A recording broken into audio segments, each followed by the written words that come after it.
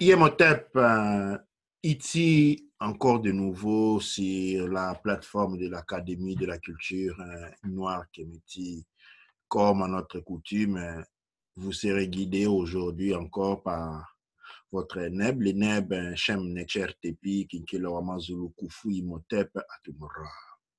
Doua Necher à vous tous pour nous rejoindre sur ce plateau. Aujourd'hui, nous allons marquer les pas sur un nouveau domaine, une nouvelle conquête, une nouvelle prise de conscience dans ce que nous appelons l'évolution de la conscience ou les réveils de la conscience kémétique. Aujourd'hui, nous allons parler de Keperu, Keperu Libota, Keperu, Kepera et la création. Et dans la création, nous avons une composition entre Tefnut et Chou. Tefnut et Chou créent ce que nous appelons Keper, Keper, le domaine de la création. Et aujourd'hui, nous allons marcher sur le long de cette importante tradition. Et au micro, nous aurons une invitée, c'est une scénette qui va nous accompagner, Yayambiku, ou Neferef Neferef Netcherkouti, qui est aujourd'hui au plateau. Et cette émission a été réalisée sous la demande de notre Sénat Kadja Elegberu ou Donoug, dit Benin. J'espère que nous allons être à la mesure de satisfaire à ces demandes. Mais les demandes de notre Sénat Kadja ne sont seulement pas les siennes. Ce sont les demandes de plusieurs personnes, de plusieurs situations. Tefnut échoue. Et c'est ainsi que nous avons voulu marquer un premier pas, lever un rideau dans les compréhensions de ces choses. Keperut Libota, la conception du couple dans l'authenticité kémétique. Nous sommes dans cette démarche authentique, du réveil authentique, mais plusieurs paramètres sont encore à fixer, c'est-à-dire nous sommes dans un chantier immense, des kilomètres, des millions des hectares de chantiers dont il faut reconstruire. Le travail est certes difficile, mais comme l'on dit, c'est en remuant une pierre après une autre qu'on arrive à des grandes réalisations. Aujourd'hui, nous allons rentrer dans ces principes et je vais essayer de commencer par décrire la conception du couple de l'authenticité. Nos ancêtres ont développé une société se basant sur l'observation de la nature. La nature est un nom qui vient du mot Nechero, c'est-à-dire nos ancêtres ont observé les nature, ils ont observé les lois qui existaient à l'intérieur du nature, manifestées dans le nature étant lui, hein, on dit nature, mais la conception du nature étant celui qui donne la vie, c'est une qualité tefnout. Cela, qu'est-ce que cela veut dire? Cela ne veut pas dire que le nature est seulement tefnout. Le nature se manifeste en séquence. Dans la première séquence, il est tefnout. Et dans la deuxième, le créateur. Et dans la deuxième séquence, il est Chou. Chou, c'est l'organisateur. Donc, les premiers principes de manifestation de la création et les principes tefnout. Et c'est ainsi que dans la conception authentique, nous parlons de Mama Wandombe parce qu'il y a la mère créatrice qui vient en première ligne. Nous parlons de la conscience de Mama Wandombe dont le corps cristallisé est ce que nous appelons Maman Toto. Et donc, les principes est celui de la femme, de la féminin sacrée. La caractéristique est celui des Auset, les trônes. Parce que comme vous voyez toujours, ce sont les choux, les hommes qui montent sur le trône. La femme ne monte pas sur le trône parce que la femme est le trône. Toute femme est le trône à sa naissance. C'est sur base de ce principe que le couple kémétique fonctionne. Encore avant d'avancer en profondeur, j'aimerais ici rappeler que il n'existe entre les divers règnes qui se manifestent sur notre plan, il y a ce qu'on appelle une harmonie, une balance. Il n'y a pas un règne qui est supérieur de notre règne. Et tous les règnes ont un pôle de référence. Et le pôle de référence, c'est le pôle féminin. Le fonctionnement qui veut assurer la continuité de la vie tourne autour du pôle féminin. C'est pourquoi, par exemple, quand vous voyez une cellule, pour prendre un exemple élémentaire d'un élément duquel est constituée toute la création manifestée. Dans l'atome, nous avons un noyau. Le noyau est Tefnut, c'est-à-dire c'est lui qui a la force magnétique. L'électron autour est celui qui a l'impulse positif, c'est-à-dire la force dynamique. Et le noyau est féminin, l'électron est masculin. Et l'électron gravite autour du noyau.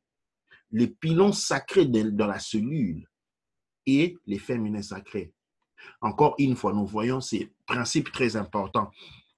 Pour comprendre la notion de Keperut Libota, Keperut qui signifie la démarche de Keper et Libota dans l'essence de la famille que nous avons connue au sein de l'Académie de la culture noire-kémétique et du Centre de Théouchi, il est important de comprendre l'essence, les rôles joués par chacun de ces deux éléments. Il y a un pilier central représentant Tefnut, les féminins sacrés, qui représente la couronne, qui représente le pouvoir, et les masculins, qui est lui l'organisateur, qui lui est le superviseur. Les deux conditions pour qu'une vie puisse éclore, il faut qu'il y ait une combinaison. La combinaison est la suivante. Vous pouvez toujours observer dans la nature que quand la femelle, l'homme, les choux s'activent quand Tefnut est prêt. Dans les règnes animales, vous trouvez la même chose. Et dans tous les autres règnes. C'est-à-dire, quand Tefnut, quand la femme rentre dans sa période active, c'est-à-dire quand elle devient, parce qu'elle naît, elle doit exprimer sa divinité. La femme exprime sa divinité quand elle rentre dans l'âge du cycle, c'est-à-dire quand elle rentre dans l'art de la conception. C'est en ces moments-là que la femme devient le créateur. C'est en ces moments-là que la femme devient le point central de la création. En devenant le point central de la création, il active autour de lui, par attraction magnétique, des choux qui sont autour de lui. Et c'est ainsi que se crée ce qu'on appelle les Keperu Libota. Les Keperu Libota, c'est quelque chose, c'est une manifestation assez particulière qui n'est pas la seule, c'est-à-dire un électron qui gravite autour d'un noyau. L'électron qui gravitant autour du noyau, l'électron faisant la circonférence autour du noyau, est l'exposé et le fonctionnement énergétique qui est répliqué au niveau de toutes les règnes définies, ce que nous appelons Keperut. Il est ici nécessaire de comprendre que plusieurs noyaux peuvent graviter autour, plusieurs électrons peuvent graviter autour d'un seul noyau.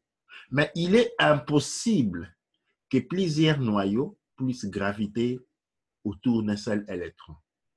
Il est aussi à comprendre qu'un électron peut quitter un noyau parce qu'il est tombé sous la force magnétique d'un noyau avec un champ d'attraction, avec un champ magnétique beaucoup plus élevé que le noyau auquel il était entouré, auquel il était attrait. Mais cependant, il est impossible, techniquement parlant, pour un noyau abandonner un électron. Cette même réalité se réplique au niveau de tout le domaine de l'existence et forme ce que nous appelons les lois. Dans le Keperut Libota, nous allons commencer par essayer, par rentrer dans cette réalité pour comprendre comment nos ancêtres l'avaient véhiculé, comment nos ancêtres l'avaient canalisé. Le fonctionnement énergétique matrilinéaire et le pouvoir APEP patrilinéaire. Dans le monde ancien, comme je viens de l'énoncer, le pouvoir, par exemple, parlons de la terre. La terre appartient à Tefnut parce que la terre est Tefnut. C'est-à-dire, contrairement à ce que nous avons vu dans l'époque qui a commencé de 6000 ans aujourd'hui, où nous avons vu la femme être mariée et puis aller vivre chez l'homme, dans les temps de nos ancêtres avaient construit une société sur base matrilinéaire en répliquant la réalité divine, la réalité énergétique qui, elle, était déjà répliquée sur les plans minéral, végétal et animal. C'est l'homme étant un noyau qui, rentrant dans une phase, dans une zone d'attraction magnétique d'une Tefnut arrivée dans son dans l'apogée de son cycle, c'est-à-dire dans l'âge de la reproduction, entre en coexertion, c'est-à-dire elle est rentrée dans les champs magnétiques de la Tefnut. Elle gravite autour d'elle. Maintenant, selon la coexertion, le choix fait par nos ancêtres, il s'est un seul électron, l'électron qui était le plus proche était l'électron qui rentrait, qui s'est déplacé. C'est-à-dire, c'est l'homme qui va vivre chez la femme, parce que la femme ne se déplace pas. Pourquoi la femme ne se déplace pas? Parce que la femme est la garante de la terre. La femme est Tefnut. Tefnut est la terre mère sur laquelle nous posons nos pieds. C'est comme ça, et ceci s'explique, par exemple aussi, les hommes vont à la chasse. Les femmes restent dans le village. Ce n'est pas par incapacité de la femme à aller chasser ou aller, par exemple, en guerre, parce que quand les situations l'ont obligé, les femmes, les Tefnut ont démontré être capables à cela. Mais cependant, cela était les résultats d'une canalisation énergétique au niveau de la manifestation des êtres humains. La société est matrilinéaire. Ce n'est pas une société matrilinéaire. Le fonctionnement du divin est matrilinéaire parce que le divin est en force matrilinéaire. C'est ainsi qu'on parle de la langue maternelle. Quand nous parlons de la terre natale, on se réfère toujours à la terre de la mère. La confusion serait si, en parlant de terre natale, et on parlait du père des terres, de la terre de son père. Nous rentrons dans une contradiction qui ne s'expliquait pas. Pourquoi? Pourquoi? Parce que le pouvoir de la femme a été subverti, arraché et mis entre celui de l'homme. En remettant le pouvoir de l'homme entre les mains de la femme, on a fait de l'homme l'ennemi de la femme et ce qui en conçoit aujourd'hui. Ce qui a perverti l'ordre cosmique de la création. Et cet ordre cosmique de la création est la cause de la complication dans laquelle nous nous trouvons aujourd'hui. Nous sommes rentrés dans un monde occidental où les mécanismes énergétiques d'attraction de Shu par Tefnut, dans l'authenticité kémétique, fonctionnent de manière complètement différente. Aujourd'hui, qu'est-ce que nous avons? Nous avons une situation où nous avons induit, suivant la théorie occidentale, une théorie, je parlerai ici plutôt de théorie pas occidentale, parce que l'Occident était un territoire kémétique il y a très longtemps. Je parlerai plutôt par une induction khazare, une induction inconsciente, où l'on dit les hommes viennent de Mars, les femmes viennent de Vénus. C'est-à-dire il y a une séparation. L'homme et la femme deviennent des éléments de contraposition. Là, cette contraposition, donc, il devient nécessaire parce qu'on est en conflit continu. Selon cette théorie, il est nécessaire maintenant de trouver une forme de correspondance. C'est ainsi que l'astrologie ou les signes zoologiques, quand on dit signes zoologiques, le mot zoologique est une exposée, transposition du mot zo. Le mot zo vient de la racine chesh medunecher, rani kemet ou medunecher, zo. Zo signifie animal. Quel est le sens des signes zoologiques? Les signes zoologiques, les signes zodiacales, ne sont pas des signes pour savoir avec qui on va se marier ou à qui on va se pas se marier. C'est une explication complètement déroutée qui n'a pas de sens. Les zo, qui signifie animal, de cette roue, on voit des animaux. Il faut savoir que nous sommes une partie animale, une partie divine. C'est comme l'homme qui monte un cheval pour une illustration. Hein, que maintenant, les signes zoologiques disent quel genre d'animal vous êtes en train de monter, quelles sont les caractéristiques du véhicule dans lequel vous êtes. C'est le corps qui naît. C'est le corps qui doit justement fonctionner en symbiose avec la conscience. C'est le corps qui a des caractéristiques limitées, d'où il est nécessaire comprendre ces caractéristiques pour bien fonctionner dans ces véhicules. Mais c'est l'énergie de la conscience qui doit être transformée et calibrée par rapport aux paramètres du véhicule pour bien fonctionner. Ainsi donc, les signes zoologiques sont des caractéristiques, des caractéristiques guides qui nous permettent d'être en phase avec les véhicules dans lesquels nous sommes en expérimentation. Ils ne sont en aucun cas un signe pour relier, pour savoir avec qui l'on doit se marier ou ne pas se marier. Déjà, les mots mariés, les mariages, dans la tradition kémétique, est une abomination parce qu'on ne marie pas la femme. Et du point de vue de la nature, comme je dis, marier une femme, ça signifie un noyau qui se fait attraire par un électron. Disons, les références, nous devons toujours nous référer à la science. La science signifie l'observation. Et on observe quoi dans la science? On observe la nature. Et la nature est nature. Il faut toujours rentrer, observer cette relation pour comprendre de quoi réellement il s'agit.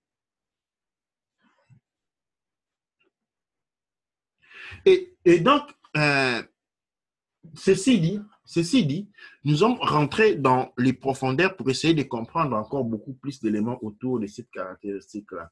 Et aujourd'hui, nous avons des questions et je vais laisser la parole à Massenet pour introduire les questions qui nous ont été posées par notre Sénète, Kadje et Legbenou au Dounoug, dit Benin, Douanacher.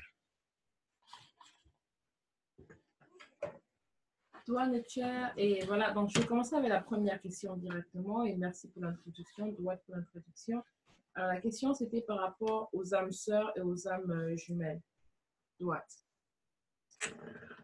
Douane, la question est relative aux âmes sœurs et aux flammes jumelles. Alors, nous devons comprendre, l'information ici est assez technique.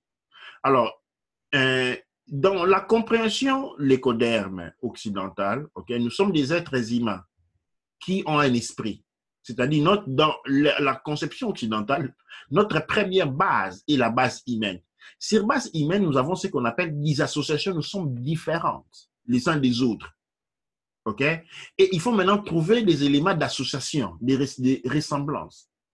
Dans la traduction, dans l'authenticité kémétique, nous ne sommes pas différents. C'est-à-dire, nous avons une source commune qui est l'inéchère.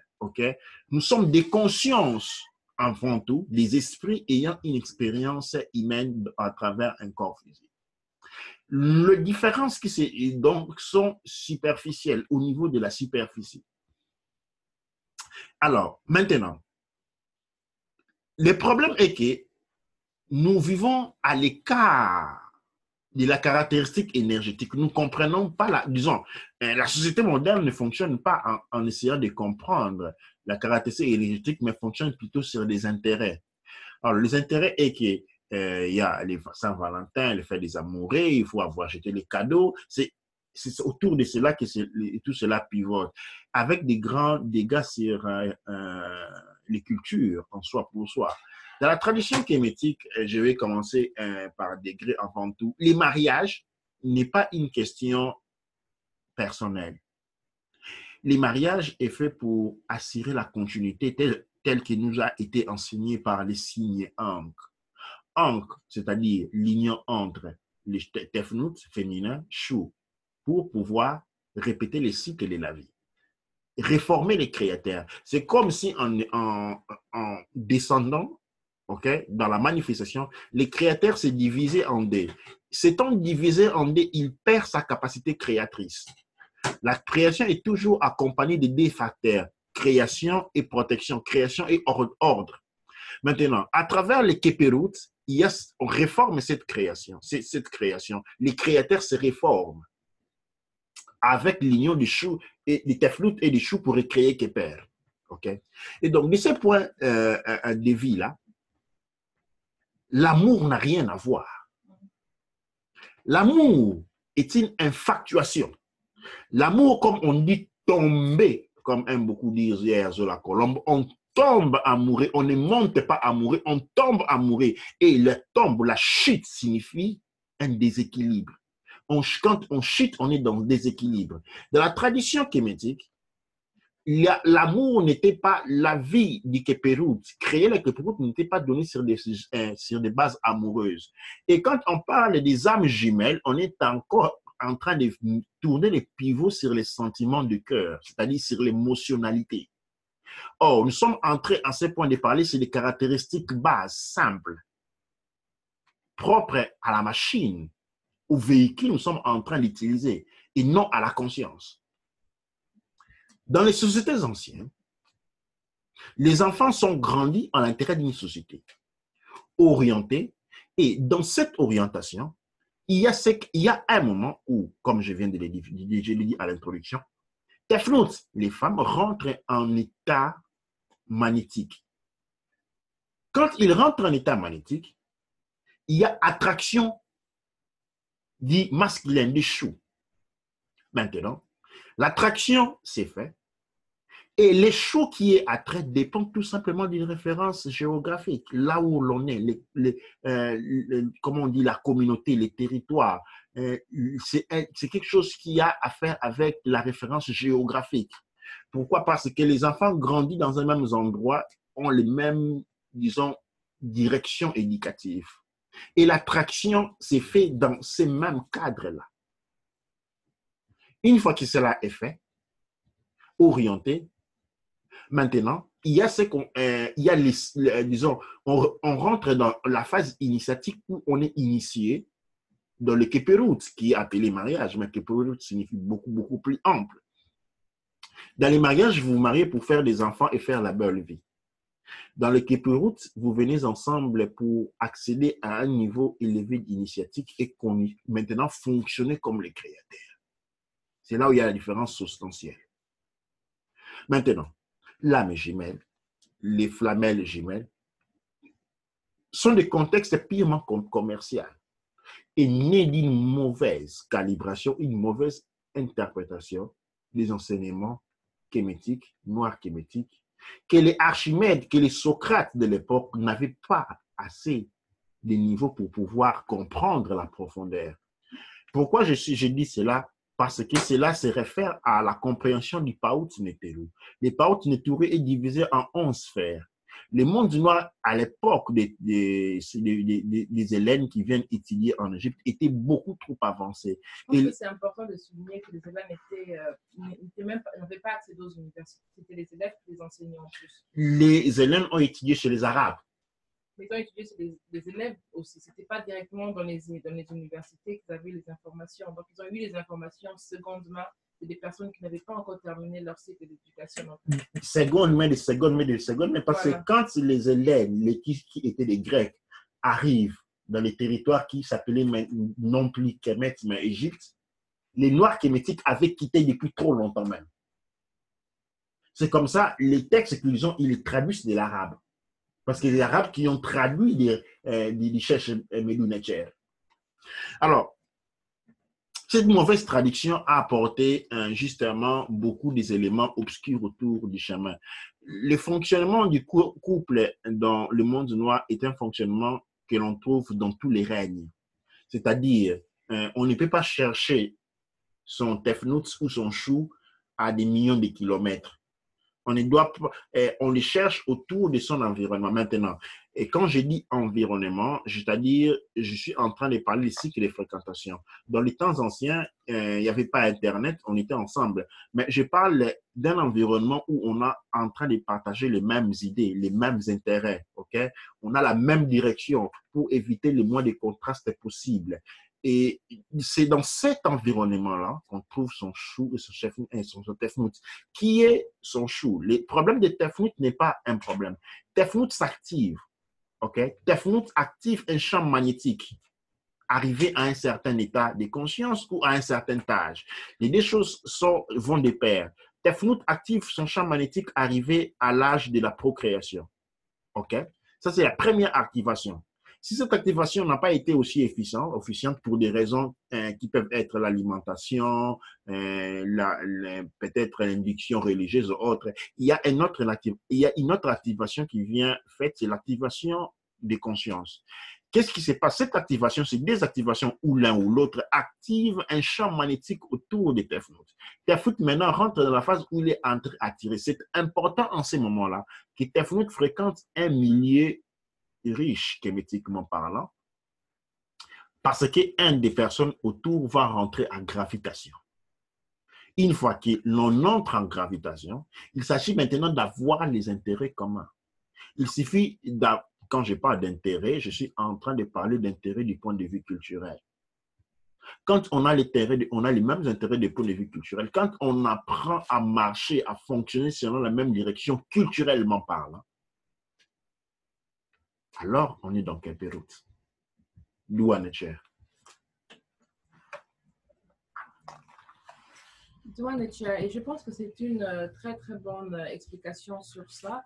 Et l'autre question, je pense que je peux poser à part ça, c'est que, alors quand on dit qu'on n'a pas, on n'a pas de flamme jumelle ou on n'a pas d'âme jumelle, comment se fait-il qu'il y a des fois, on se retrouve avec des personnes avec qui on peut avoir une connexion?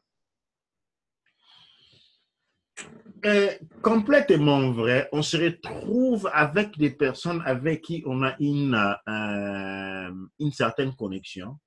OK, je vais partir de la raisonnement contraire. Maintenant, il y a des fois, on a une connexion, on se trouve une personne avec qui on a une connexion. Mais si on en trouve 100, alors on serait âme jumelle à 100 personnes. OK? Mais il y a un phénomène, tout simplement, qui part d'une certaine forme d'électricité. À ce moment, nous avons affaire avec le niveau d'attraction. Il se peut que des personnes aient des mémoires et vécu dans des endroits ont eu des vies passées proches ou communs. OK? Nous sommes dans une situation où ce qu'on appelle la réincarnation. On peut avoir été des amis, ou on était avoir été père-mère, ou on était père-fils, ainsi de suite, dans la vie précédente. Et c'est normal qu'on rentre, on se rencontre cette connexion. Mais cette connexion dépend aussi, par exemple, du niveau de conscience. Quand on a une conscience très élevée, on rentre dans un endroit où il y a personne, là où les personnes ont une énergie de conscience très basse, il y a directement une connexion qui s'établit avec la personne dont le niveau d'énergie est en association. C'est là est normal, c'est comme ça que les animaux, par exemple, c'est déjà du point de vue de la nature, c'est une modalité de navigation. C'est comme ça que les animaux se reconnaissent. À des kilomètres de kilomètres. Ils reconnaissent la connexion et ils savent qu'il y a un d'eux. Donc, la connexion que nous avons dit seulement qu'on est conscient l'un de l'autre. Mais ça ne dit pas que nécessairement... En fait, c'est intéressant parce que quand on parle de connexion, donc on reconnaît la personne qui est devant nous. Absolument. Et, voilà, donc si on est des êtres qui ont vécu plusieurs fois, qui ont eu plusieurs incarnations, ça veut dire que dans ces incarnations, on a été avec plusieurs personnes comme famille, amis, ou aussi on peut dire dans des relations familiales ou des relations amoureuses. Donc à la fin, c'est qu'on peut rencontrer un tas de personnes avec qui on a eu une compatibilité à un moment donné ou pas. Et alors, l'autre question qui vient de ça, est-ce que c'est possible, par exemple, pour des âmes qui ont eu plusieurs incarnations ensemble et se retrouvent pour avoir des relations amoureuses ensemble? Donc, ils ont tout le temps, c'est comme s'ils se réincarnent ensemble pendant plusieurs siècles. Est-ce que ça peut aussi arriver? Ça, c'est ce que disent les films occidentaux. Mais c'est un feuilleton. Tout simplement, parce qu'il faut comprendre que le contexte d'être amoureux, c'est un contexte social. Et ce contexte être amoureux n'existe que dans les sociétés, dans la société occidentale et dans les sociétés qui ont été dominées par les mondes occidentaux. Par exemple, si nous allons au Japon, il n'y a pas le concept d'être amoureux. Et on a un devoir. OK? On a un devoir. Et c'est quoi être amoureux? Être amoureux est seulement, et pas être amoureux, je voulais dire, quand vous vivez avec une personne, il se crée des relations, des liens, des dépendances énergétiques. OK? Maintenant, parce que nous sommes des animaux communautaires, nous tendons à vivre en communauté avec différents niveaux de degrés communautaires. Nous avons conscience l'un des autres en contrat, disons, contrairement par exemple aux reptiliens qui vivent ensemble, les serpents vivent ensemble dans le même nid. les crocodiles vivent ensemble dans le même lac, mais ils n'ont pas conscience des uns des autres. Nous, en tant que mammifères, nous sommes comme les lions, les éléphants, nous avons conscience des uns des autres. Et ce qui nous permet de comprendre, d'avoir des niveaux, des degrés d'affinité. Mais l'amour, on dit tomber amoureux, en fait, quand tu tombes amoureux, puis plus tôt ou tard, tu reviens en équilibre. Et on dit l'amour est fini. La maladie est finie. Ce n'est pas que l'amour est fini. Cette infactation sentimentale, ce sont des charges électriques qui signalent qu'il y a un déséquilibre. Donc, les gens ne peuvent pas vivre des vies en déséquilibre pour se retrouver et répéter la même déséquilibre. Cela serait contraire au fonctionnement de la conscience divine. Et donc, ce mécanisme qui est devenu pour nous on est devenu très réceptif à cette modalité de faire. C'est-à-dire, on passe des vies, on se rencontre toujours, pour tomber encore amoureux. Eh bien, ce n'est que de la fiction. En réalité, l'énergie ne fonctionne pas de cette manière. Et l'effet qu'on soit toujours en train de chuter, vivre en déséquilibre, dit déjà beaucoup sur l'organisation de l'association, de cette société. C'est pourquoi aujourd'hui, par exemple, les Occidentaux ont beaucoup, comme ils ont toujours là la bouche pour accuser les autres, accusent les sociétés, par exemple, de faire les mariages, comment on appelle, mariage arrangé. Mais les mariages arrangés, même chez l'Occident, les royautés, comment se comportent-ils? Avec le mariage arrangé. Pourquoi les royaumes ont des mariages arrangés? C'est bon, quand les autres les font, ça devient une chose démoniaque. Parce que c'est comme ça que cela fonctionne. C'est comme ça que cela fonctionne. C'est un fonctionnement naturel. On ne fait pas Keperut. Keperut est une initiation. Le mariage est un phénomène social de réjouissement où, je ne sais pas moi comment je peux la définir, mais elle n'a rien à voir avec l'authenticité noire. L'authenticité noire est en fait avec un fonctionnement intérieur de l'énergie qu'il faut maîtriser et comprendre. D'où en est-il?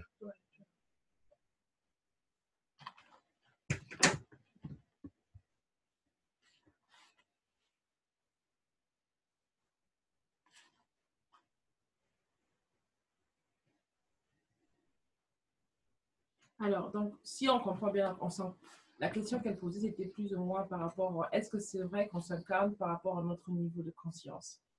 Et je pense que ce que tu viens de dire avant explique comment c'est vrai qu'on peut s'incarner selon notre niveau de conscience, mais il y a aussi le fait qu'on est en train de refaire les incarnations une fois, deux fois, trois fois, quatre fois, cinq fois.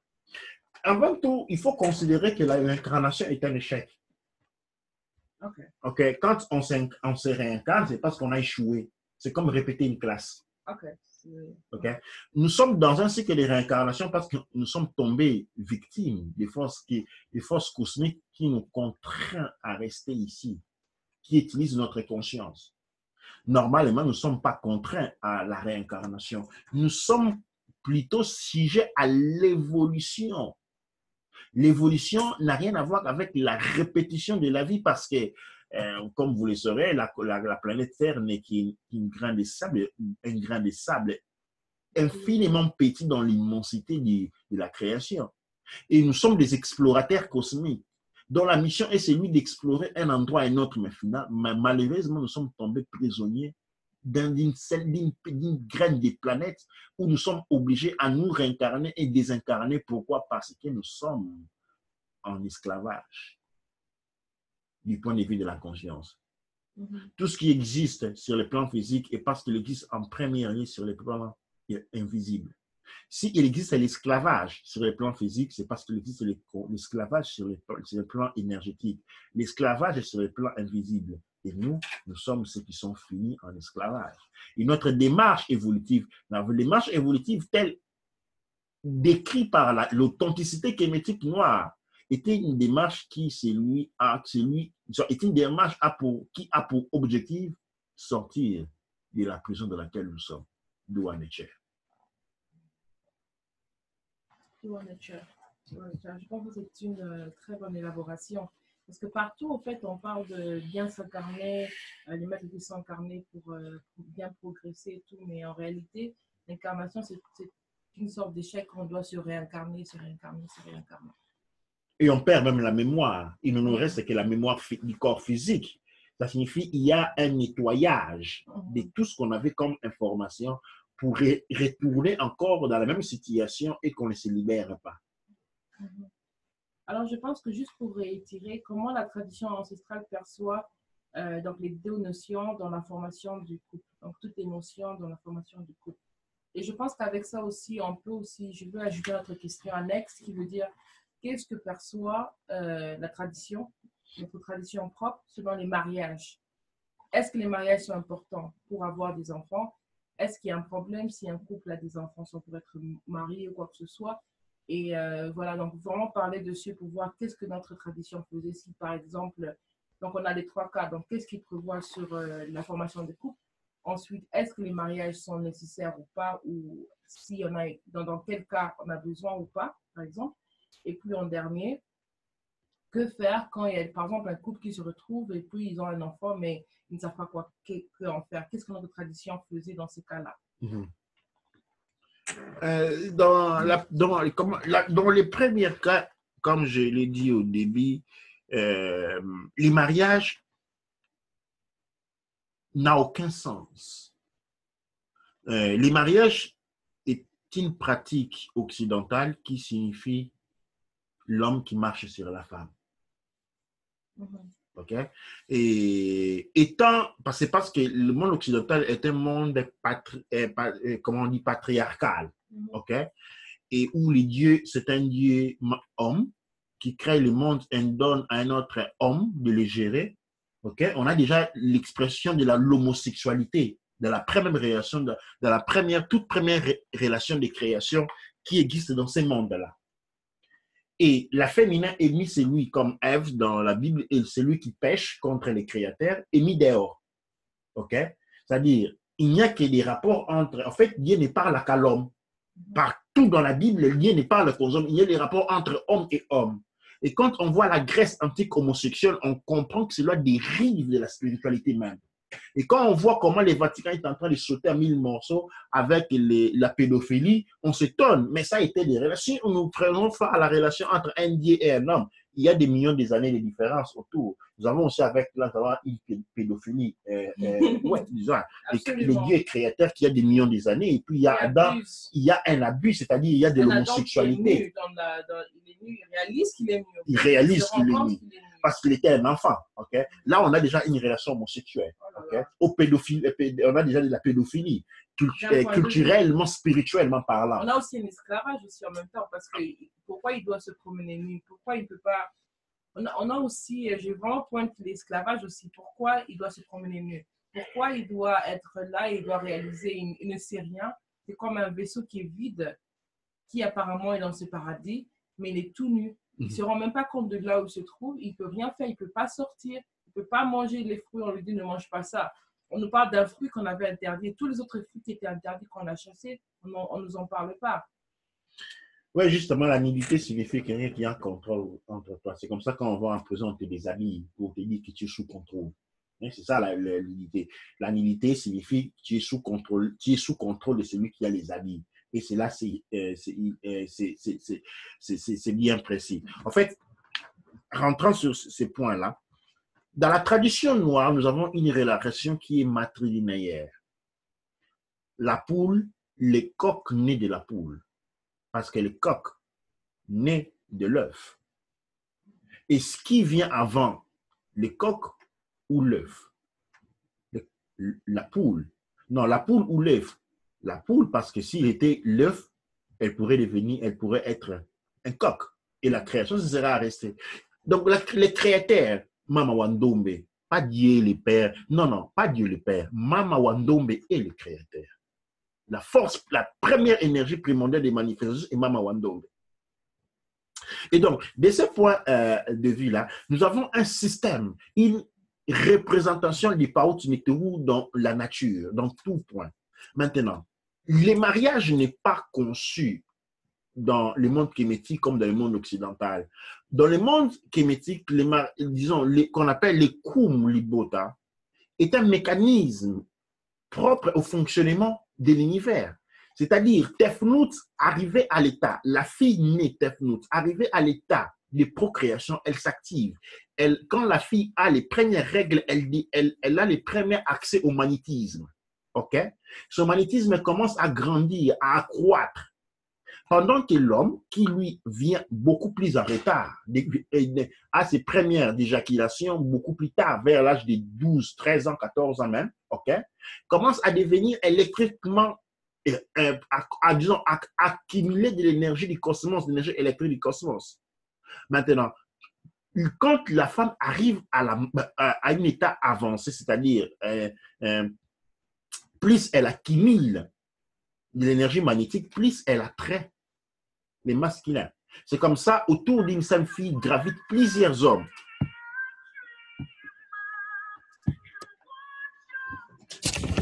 Et ceci va continuer, cette accumulation énergétique va continuer jusqu'à ce qu'il y aura maintenant une rencontre entre Tefnut et Chou.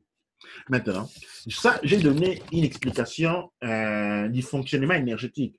Au niveau de la société kémétique, comment cela était engagé? Était engagé, les gens, les familles vivaient dans des communautés et chaque communauté avait une éducation bien orientée. C'est sur base de cette orientation que les enfants grandissaient et que les couples commençaient à se former. Ça signifie quoi les couples se forment? C'est-à-dire chaque chou comme homme est emprisonné, c'est-à-dire est pris au filet par une force magnétique qui est Tefnut, dont l'objectif est la reproduction de la vie.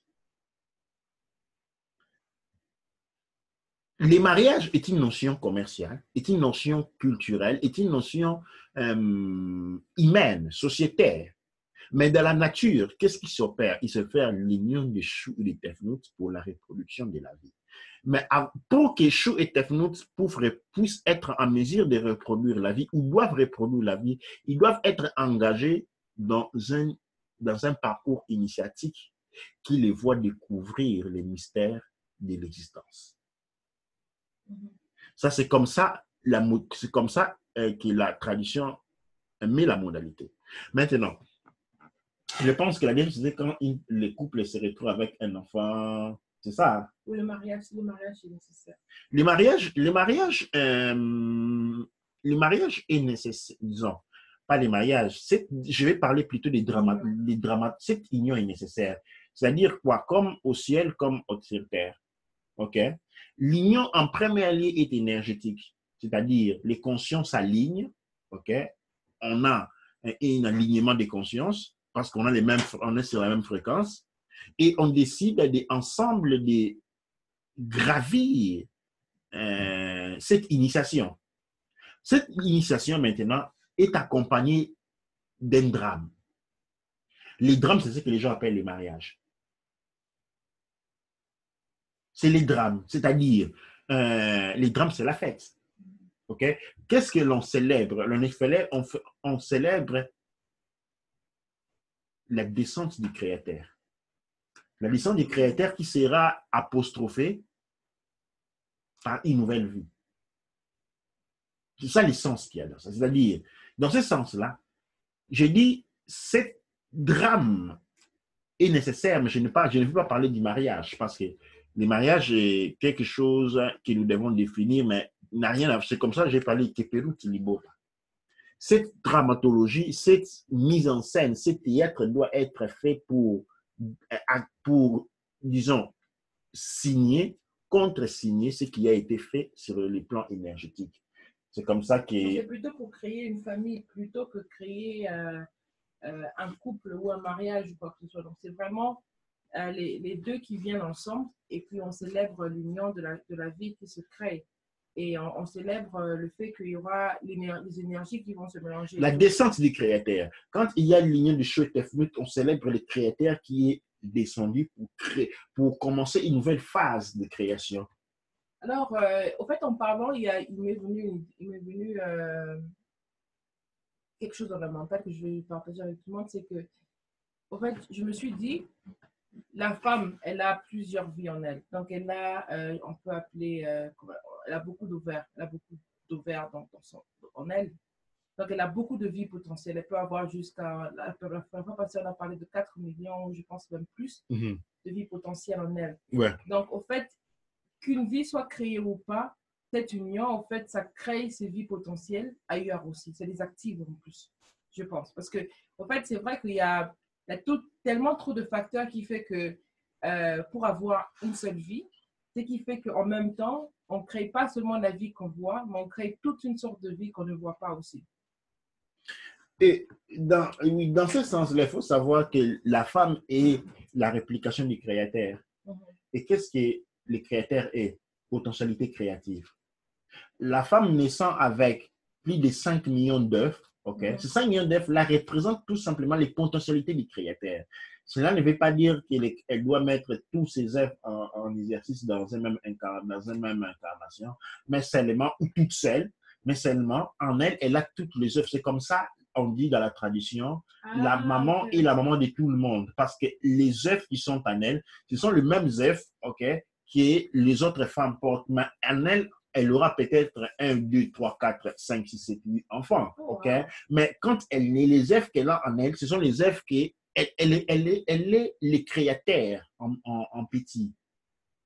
OK? En tant que créateur en petit, elle a tout l'univers, toute la création en elle. Et cet ensemble de création en elle est représenté par les nombres, c'est-à-dire cette multitude des œufs que la femme porte avec elle. Super.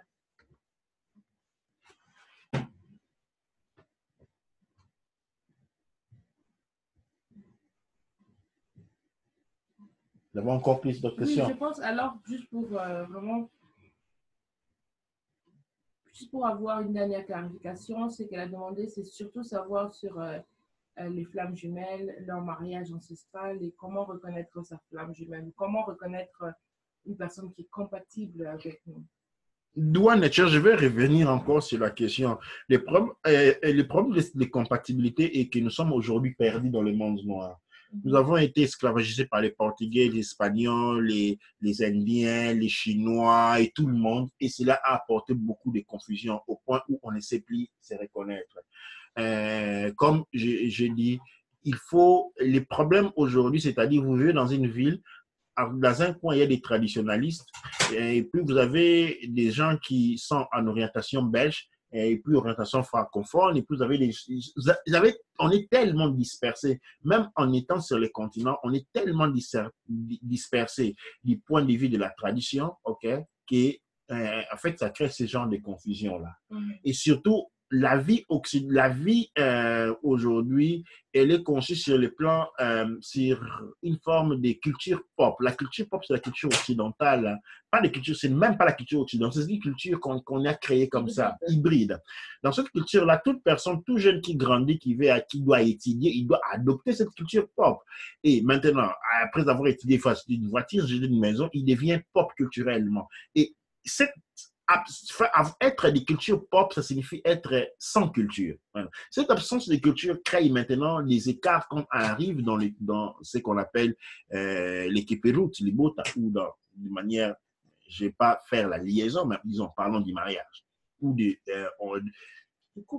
couple, être plus précis.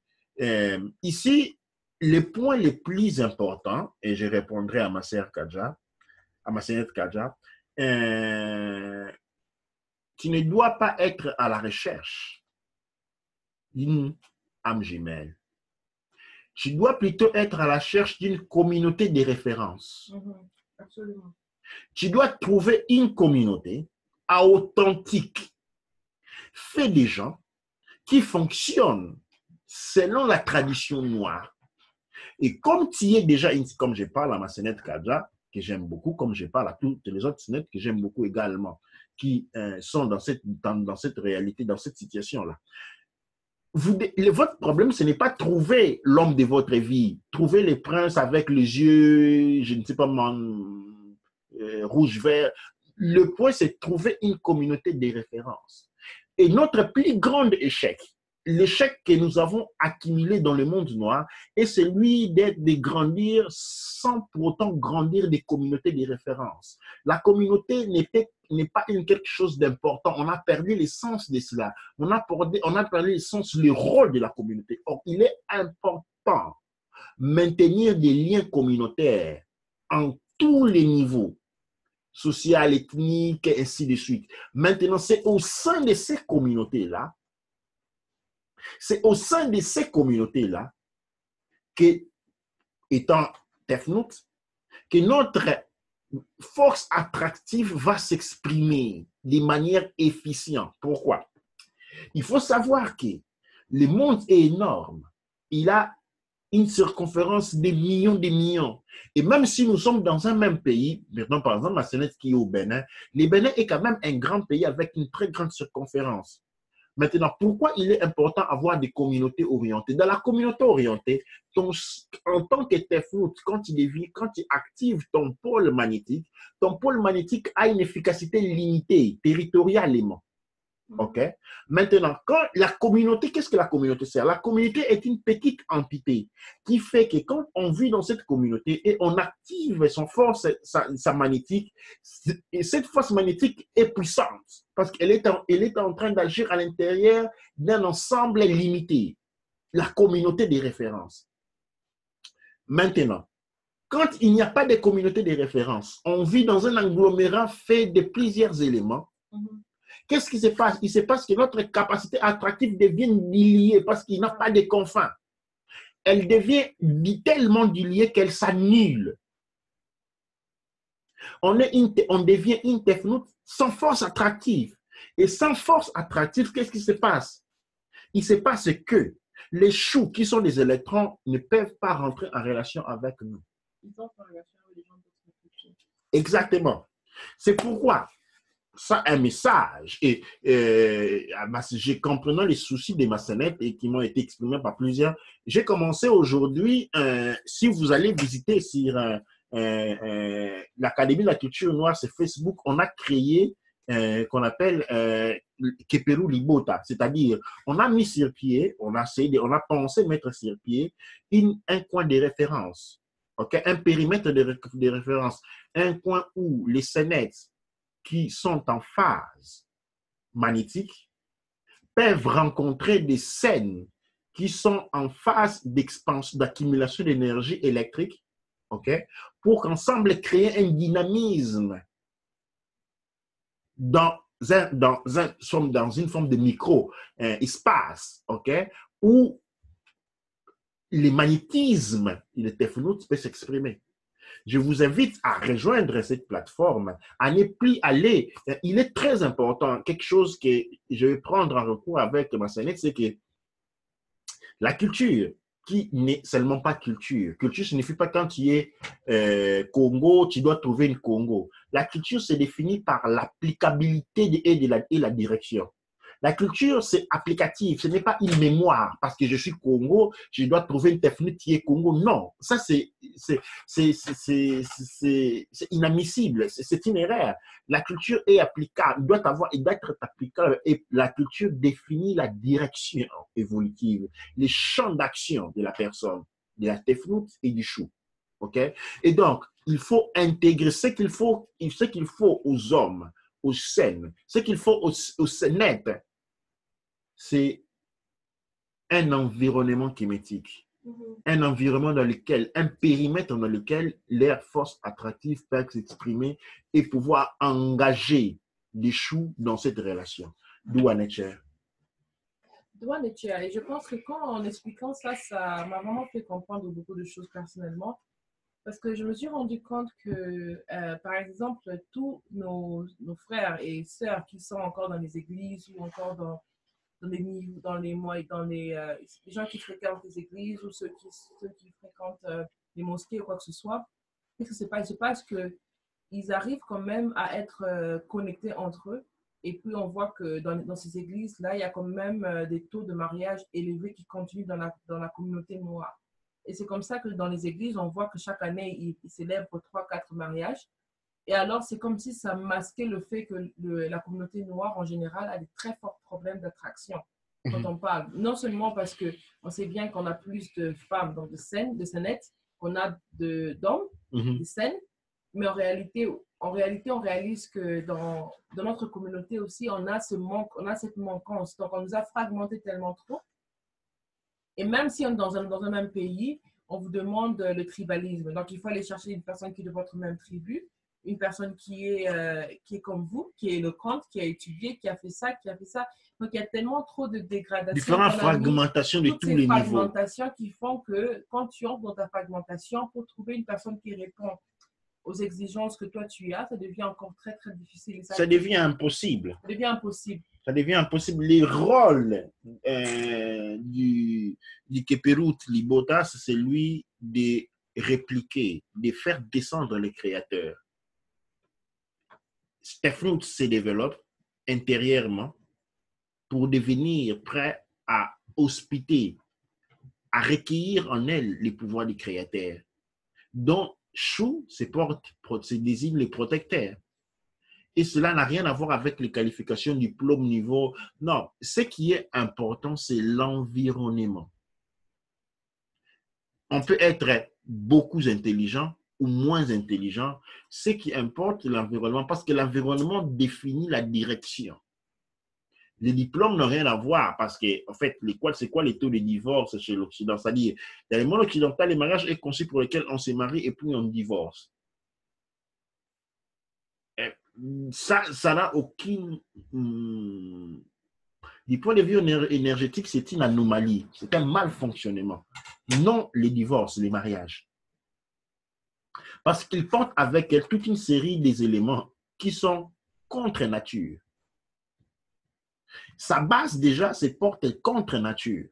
Mais la conception authentique, il faut qu'on gravite l'un autour de l'autre. Une fois qu'Échou est accroché à Tefnut, il tourne pour garantir la vie.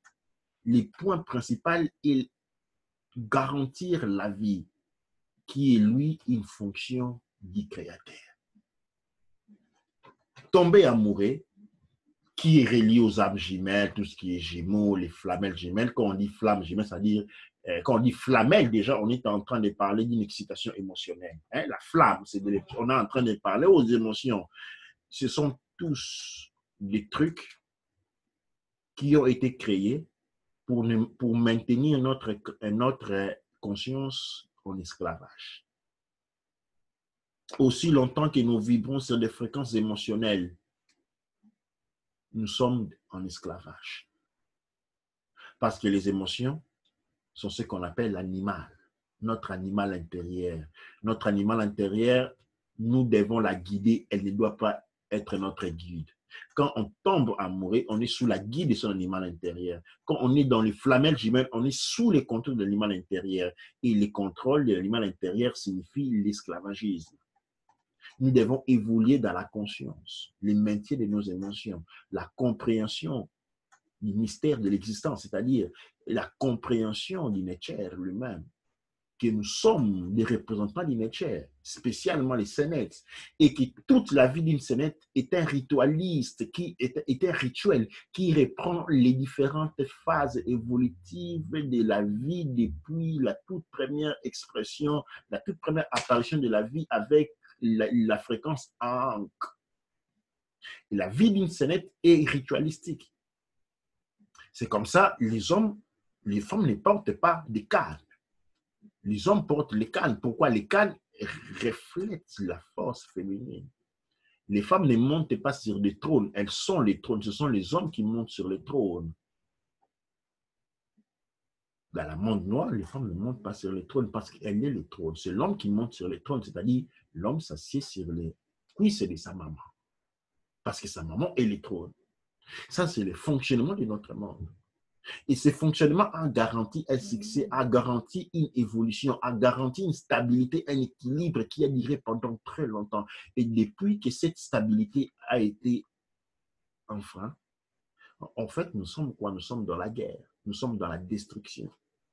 Et c'est dans cette destruction-là aujourd'hui que la femme est devenue l'élément à aller épouser. Aller acheter. Cela a conduit à beaucoup de... Parce que vous allez voir en Afrique, généralement, Tefnut étant les créateurs ne meurent pas avant. C'est Chou qui meurt avant. Dans les mondes noirs, quand la femme meurt, l'homme meurt, la famille de l'homme vient arracher tous les biens. Vous voyez comment cela est déséquilibré.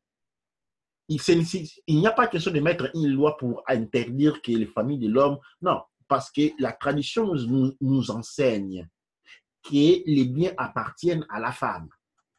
C'est l'homme qui va chez la femme.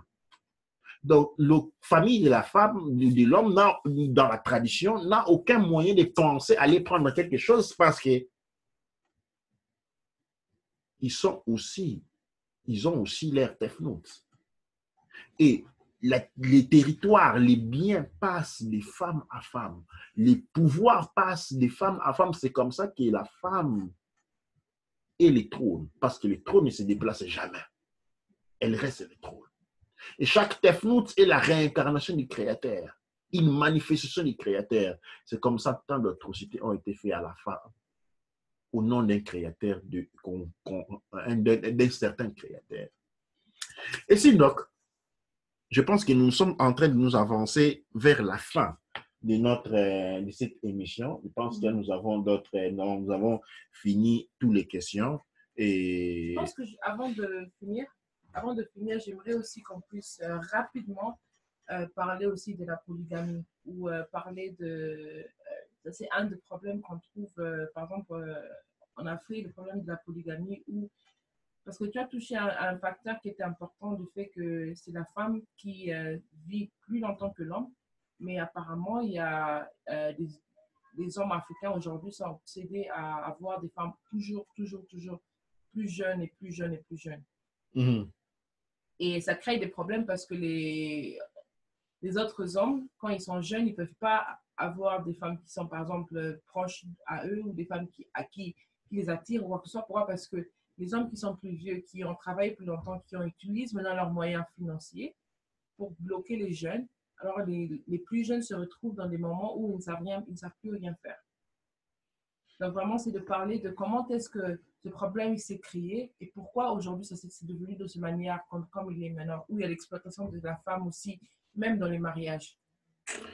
D'où en es-tu pour cette question? En fait, comme j'ai dit au début, les hommes utilisent quoi? Ils utilisent l'homme. Déjà, ça, c'est une très grande honte parce que Chou est censé protéger Tefnout et pas l'utiliser.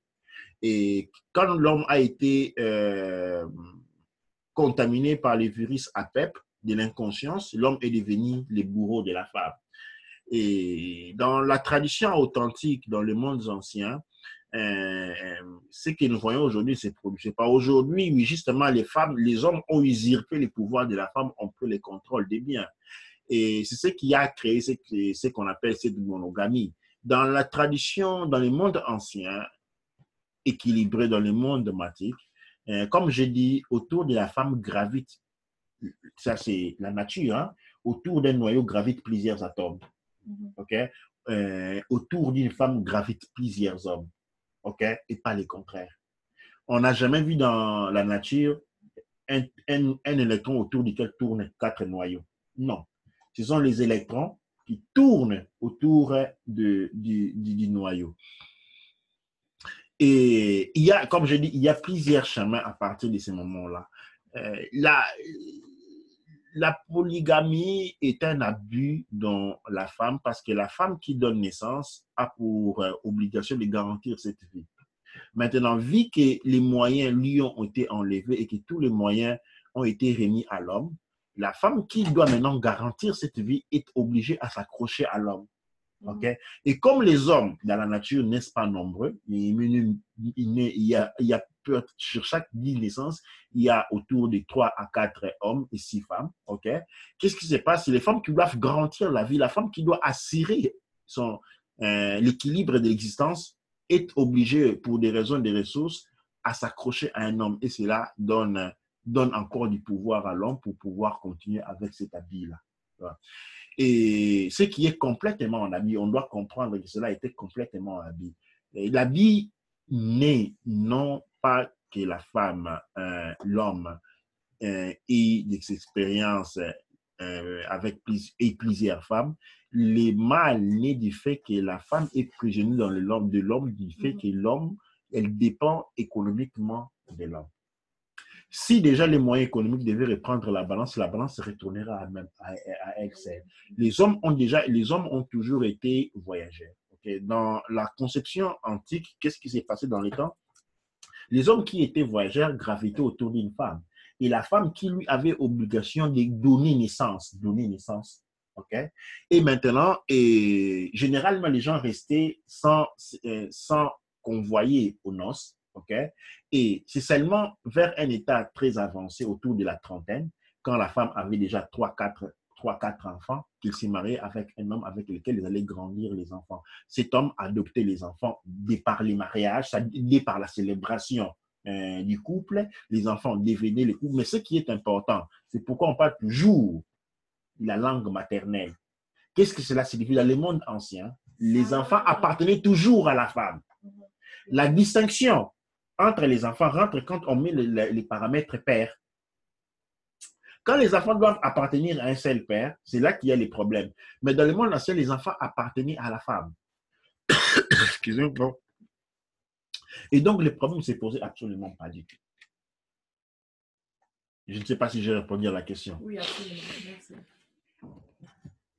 Et donc, en termes de conclusion,